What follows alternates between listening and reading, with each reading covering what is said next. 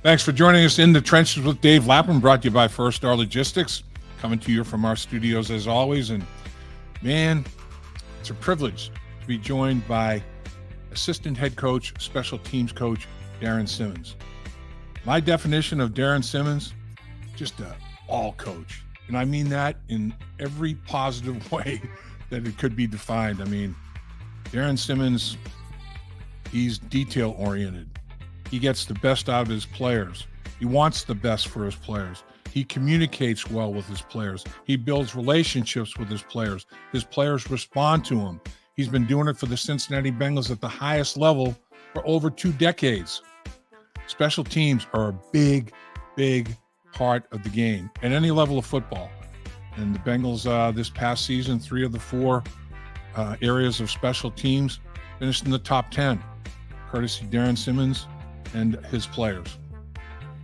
8 rookies, a bunch of them contributed to Darrin Simmons' special teams. He had rookies playing very, very pivotal spots for him in his special teams. One thing you never have to worry about when you go to a Bengals game, will the special teams be prepared and ready to go? Darrin Simmons is as good as it gets.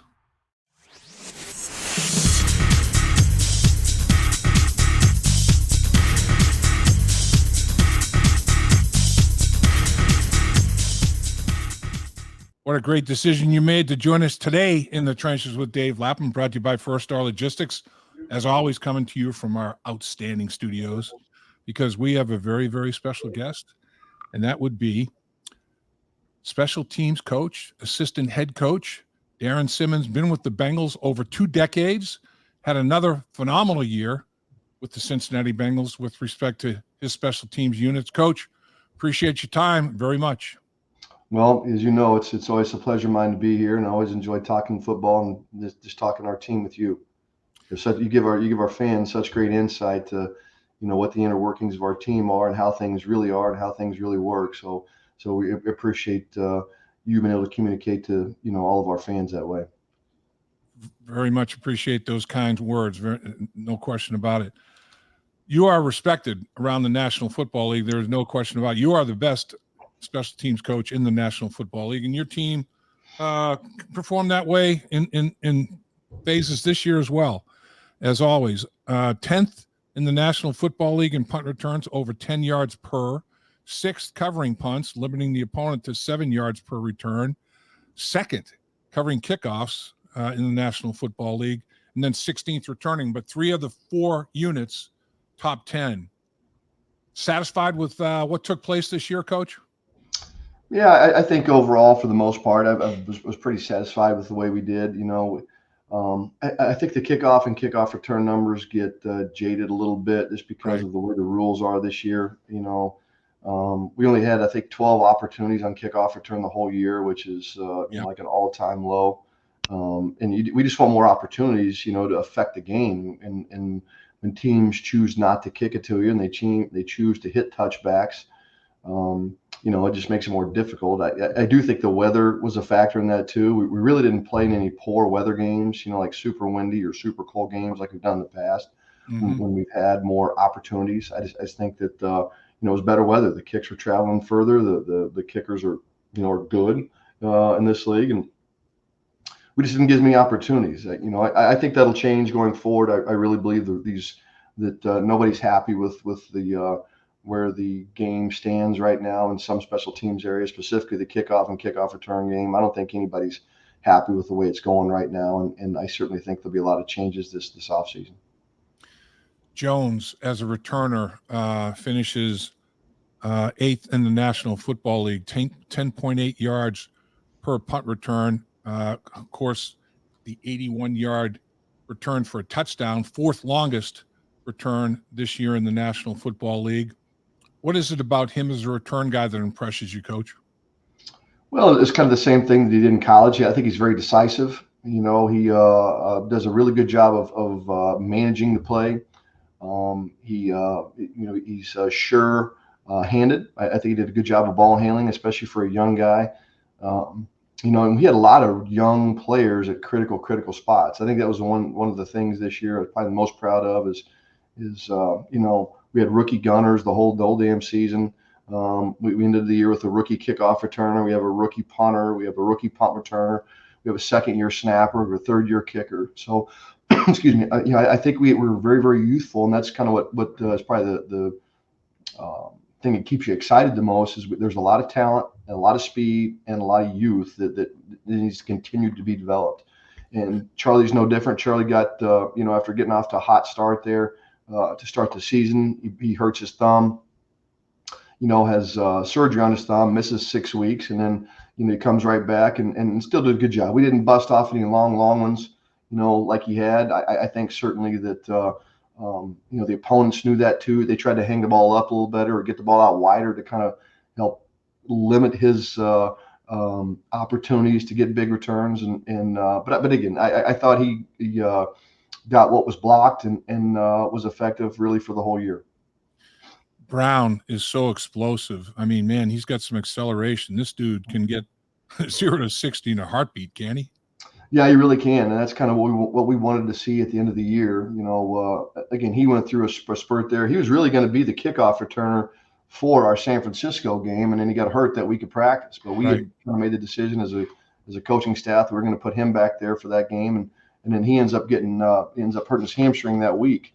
And so that kind of set him back. We had to put him on IR for 4 weeks, and then we took a couple more weeks to make sure he was back and healthy and was comfortable with playing before we, decided to interject him, because all it takes is one time for him to rip one, and next thing you know, because he's not thinking about that when he's running, he's going at full speed, and we just didn't want him to get injured again, something like a long kickoff return play. So, and we had him back there the last 4 weeks or so, and we just didn't get an opportunity, until the last game, and so it was good to see him get a chance to get his hands on the ball and for the last game, and we didn't bust any big ones out. Certainly in that game, we didn't block it great, but again, he is certainly a guy that has a high ceiling.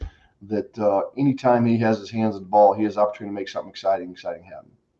I really liked his block on Charlie's 81-yard return touchdown. I mean, he drove his guy off the football field. Yeah. I mean, the guy, he exits him right off the field, man. He just finished that bad boy. In your role, you deal with every player on the football team. 8 rookies were drafted, 8 made it, 8 contributed. A lot of them contributed on your special teams. Was this about as good a group as you've had in a while in terms of, what they did? And you mentioned the speed. Gosh, man, these guys can run. Yeah, I think the first thing is the youth. That's the first thing that pops out to me. It's just the youth. I think we had, especially a couple critical spots on the punt team. You have a gunner. They were really rookies that were manning those spots the whole season. And I still consider Tyson Anderson really a rookie. I know he's in his second year, but he didn't play at all as a rookie. He was on IR the whole year, so this is really his rookie season of playing.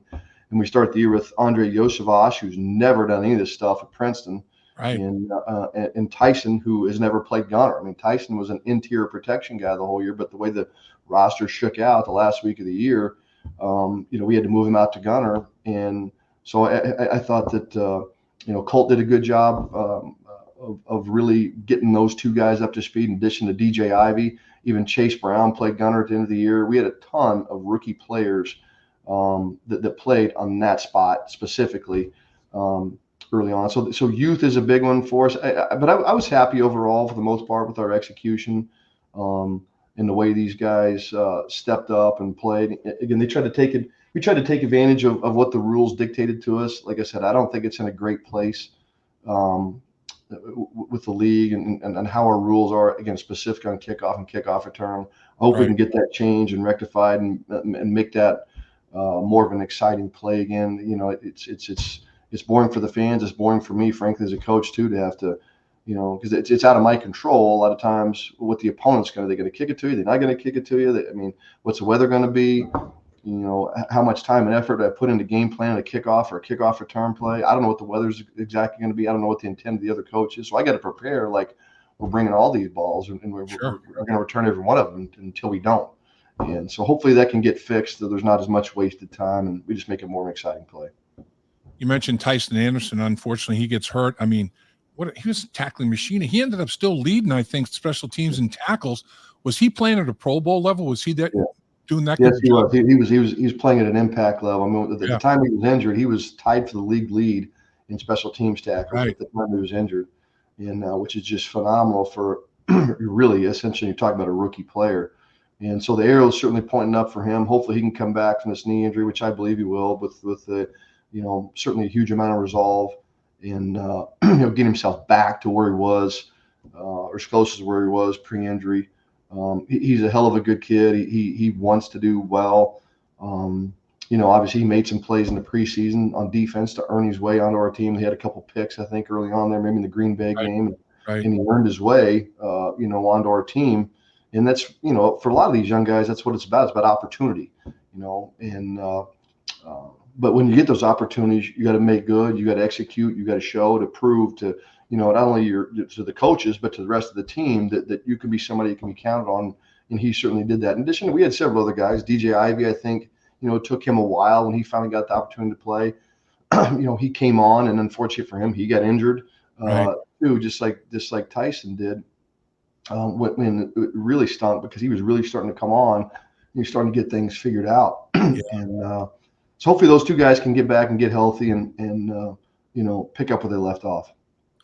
Let's talk about your rookie punter, Robbins. I know probably there was some frustration there in the early stages. I mean, to get off to a slow start, but as you're looking at numbers, look back on some of those. I mean, he ended up, 20 inside the 20, 5 touchbacks plus 15. That's respectable, and his gross was just over 44. His net was over 40. And he definitely, his graph was going up as the season went along, wasn't it?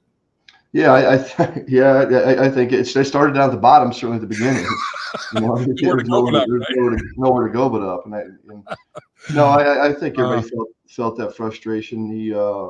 Unfortunately for him, in the opener, we get blindsided by Cleveland and their defense, and like he sets the rookie record. I think we punted 11 times. Yeah.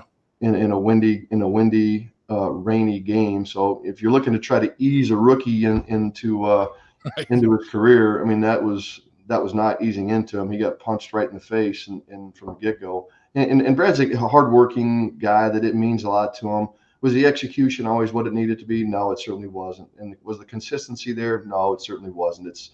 It was frustrating for him. It was frustrating for me, certainly frustrating for, a lot in some instances. But I do think that he grew immensely just in terms of what it takes, what it requires to be an NFL punter, and how different that is from what it is in college. The college rules are so much different that your exposure to good returns is not the same, because the difference in college football is everybody can release on the snap. The whole punt team can release as soon as the ball is snapped. And so you hang it up in college, I mean, you're going to force a fair catch 75% of the time or more. Not that way in our league. In our league, only the gunners or the end men can release on the snap. Everybody else has got to wait till the ball's punted. So like an offensive pass play, an interior protection guy on the punt team could be called for being illegally downfield on a punt play. They can't leave until the ball's punted. So that's the NFL's way of trying to create more returns. And so Brad is a guy that the reason we drafted him is because he can still hang it up really well. He had good control directionally, both right and left. That's what he showed at Michigan. It was a bit inconsistent this year for sure. He knows he's got to work terribly hard on consistency, and I fully believe that he'll improve. I think his average was 44.3 on the year. If you look, I think at Kevin Huber's average as a rookie was at 42.9 his rookie season, and that seems like light years ago that happened. Right. But so maybe if it's an indication that kind of where Kevin started, where Brad started, hopefully we can keep developing them, and Brad will have a good long productive career.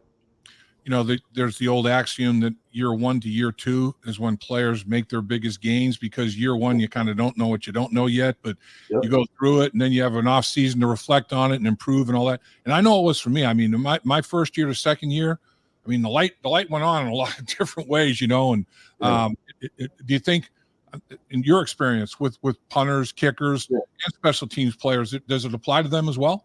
Oh, for sure. And I think especially for somebody like Brad, who, he was on a team in college in Michigan. Was fortunate enough to play in the playoff, and so he's playing up into January. So then his season really doesn't end at the end of January. He then is getting prepared for any All-Star games that he plays in. Postseason All-Star games. Then he's in preparation for the combine. Then after the combine, he's doing pro days and individual workouts. And then as soon as that, here comes the draft and hits in April. And then he's into OTAs. And then so the first break he really got was the end of June. And he gets really the end of June, but he's still training. It's not like he's not punting. And then here comes the whole NFL season. So he really hasn't had an off season just to sit back and let his body and his mind and everything recover since 2 years ago, really. So hopefully he needs to just take a step back, get his body refreshed, get his mind refreshed, hit reset, and then be ready to go when we get things called back up this spring. So I think certainly for a rookie punter, his gas tank it was running on empty, a long time ago. And so hopefully we can he can get back to get a full tank of gas and hit recharge and be ready to go. So Money Mac was money. I mean, he did not miss under 50 yards, and he was 7 for 12 from 50 and beyond. And some of those were, long distance, no question about it. This guy is special, isn't he? He is special. He is especially when you think about all the kind of things that he's been through. Also, he's been through, 2 snappers. He's been through 3 holders in the past 2 years, and for him to maintain a level of consistency in his production, I think is pretty remarkable. Yeah. And we certainly know he had the 5 walk-off game winners as a rookie. We had none in 2022, and then we come back and hit a couple more this year, which is that's big. I think I've always felt that anytime that you can have somebody that you can count on in the clutch and not even blink, not even the full level of confidence that when he gets an opportunity he's going to make it, that's a very, very reassuring thing as a coach. I think as a for the rest of his teammates too, that everybody's got a great deal of confidence in him, and that's not shaken. It's only been solidified. He was 26 of 31, as you stated. His 5 misses are over 50. We don't put him in any easy situations. We put him in a lot of tough spots, and I think he relishes that. I think he wants that. But we ask him to attempt a lot of tough kicks and long kicks, and he, like I said, he relishes that, and he comes through. I wish he would have been a little better with the over 50s. He was really good at that as a rookie. Yeah. We asked him to do a lot of he attempted a lot of those plus 50 yarders early in the game.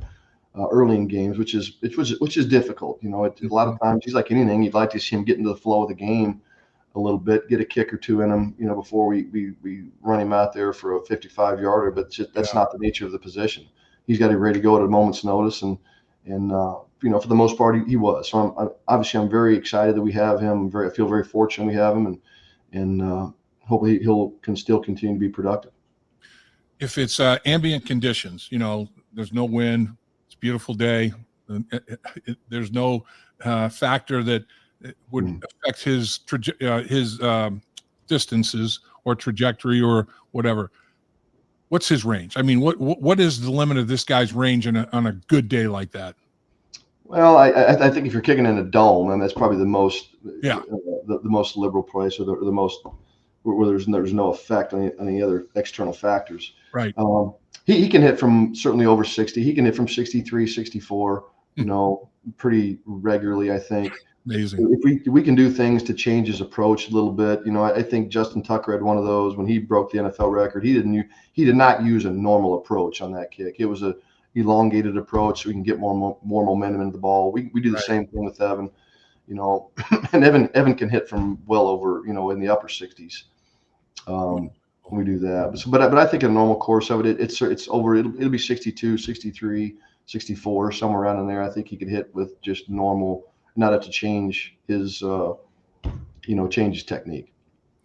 So obviously, you are vitally important to what the Cincinnati Bengals do from a preparation standpoint for the draft. I mean, the value of your contribution in this guy can play special teams. This guy I'm not quite sure about. I mean, you've got your ranking position by position, and you've put your bat on the ball. I mean, you're batting 1,000, man. I mean, you brought some guys in here in draft classes that have been phenomenal from a special team standpoint. When does that process start for you? I know you're in the stages, and unfortunately a little earlier than the last couple of seasons in terms of the debriefing of everything that needs to be debriefed. When do you start that process of evaluating guys to add to the team? Well, I think that'll come up here pretty quick. We still have to wait in a lot of cases for the season to be over, so we can know exactly, who all the free agents are. We have a pretty good idea who those guys are going to be now, but I mean, it'll start faster than normal. I'd like to get out ahead. I think it's been difficult the last couple of years because we have went so deep into the playoffs. I thought we've got off to a very late start with that. And so it becomes a cram session for us to try to, not only rank and identify existing free agent NFL players.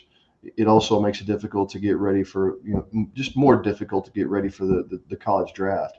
And again, I would much rather be in that situation, which tells us we've had success in our season. Sure. Than the situation we're in now. But again, it'll just give us it'll start pretty immediately here. I'm going to take some time off here, try to get away. I need to hit refresh, reset in my own mind too. We've been at this since, the end of July, all in for a long time. Right. So Right. I need to get my own self battery recharge. It takes its toll. I need to reintroduce myself to my family again, my wife and kids, and make sure they haven't forgot about me. But that process will start, pretty quick here. We'll get a jump on things and try to get as much info and input as we can to, get the right guys in here. Yeah, it's always it's always heck of a process. There's no question about it. I mean, where you're gonna head south? Gonna go get some fun in the sun somewhere, maybe? I don't know. We haven't gotten that far yet. My wife wanted to talk about it last night, and I'm like, just give me a day here. I just want a day to. I just need a day down to relax, and my mom had been in town, so Monday night we kind of spent with her, and because she was leaving yesterday morning, and so we were watching the national championship game, busy talking to her, and so it really wasn't a night off. Right. We were still pretty engaged with that. So I told her, I just give me one night. We'll talk about it today. I've got a son who he's involved in winter lacrosse, so I think we have a tournament to go to this weekend. So I'm not off this weekend. We're right back into family mode again, which is great. I love that part of it. I love watching my kids compete and do their thing too. So we'll get something figured out here. So, Coach, let's get you out of here on this. 17 games, and I know bottom line it's like, okay, average drive start. We want to win field position. We got an advantage on an average drive start basis for this football game. 12 possessions, if it's a 10-yard differential, that's over a football field, 120 hidden yards, whatever. From that standpoint, from a hidden yard standpoint, and just an overall, when you evaluate how you did on a game-by-game basis, how many of the 17 games do you feel like we actually won that football game from a special team standpoint? That's a difficult thing to say, now. Again, just because I go back to the way the rules are. Yeah. This kickoff return deal. We've made this into a punt return game, and in a long field goal game. So we've kind of eliminated a little bit. So it's very difficult to answer because I just don't feel like we, it's more difficult to directly affect the outcome of the game the way it is now. We have. And also with the advent of, with as much attention as we pay to analytics, we go for it more on fourth down. We, like I said, we're attempting longer field goals. But it's interesting if we have, we range probably anywhere from 22 to 33 or 34 plays. And, frankly, if you, let's say there's 4 or 5 touchbacks for each, or 6 touchbacks, whatever, on each team. I mean, you're talking about 12 plays out of it's over a third of the plays that kind of, in the end don't matter. I mean, so that becomes very difficult. It's a very difficult question for me to answer this year. Like I said, I'm hopeful I can have a better answer for you maybe a year from now. But there's a couple things. There's a couple games I think we had a direct impact in the outcome of the game, whether it's